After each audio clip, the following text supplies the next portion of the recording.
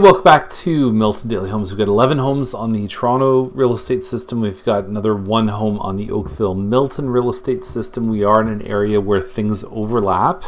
But to have 12 listings over the entire long weekend, by the way, I hope you had a great long weekend, is a good sign, because it means that we're starting to see some of the opportunity sellers leave the market that just see the market as a chance to make money. And now we're starting to see the legitimate motivation to sell in a healthy way, not necessarily desperate, but motivation, which is a good thing. Okay, so we've got the 11, and if this continues through this week, we'll get a good read on it based on what happens in the next few days.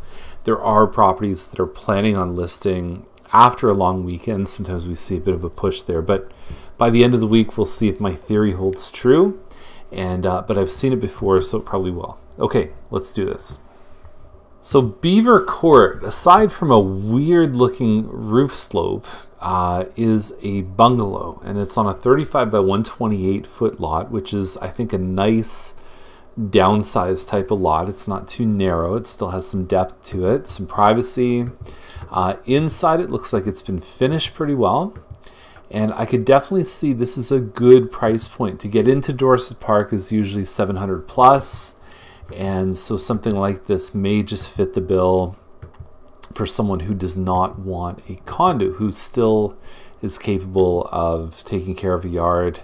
And for some reason, this is a new trend I'm seeing, is there's a lot of teepees in the listings that have been coming out. So I don't know why that is, but it is what it is, and you've got some nice views off the back there too.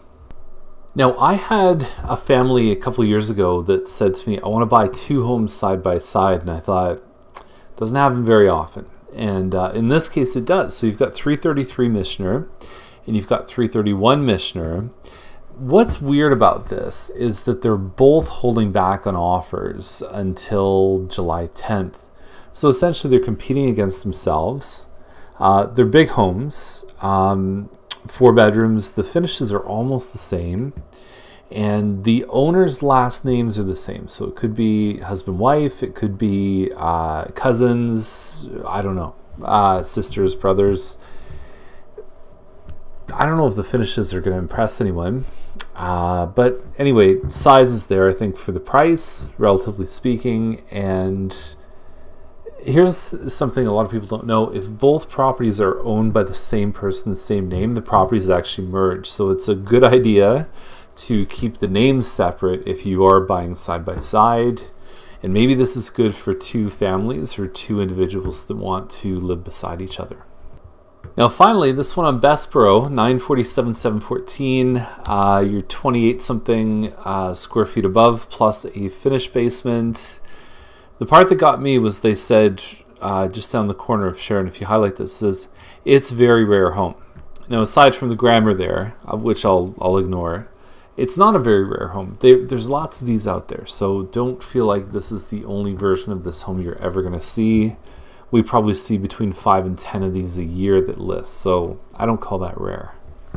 All right, so that's the list. Pretty simple, quick. If you know someone who wants to live beside someone else, that I think is probably the most unique thing in the list, and then that bungalow in Beaver. So have a great day. We'll see you tomorrow with more Milton Daily Homes.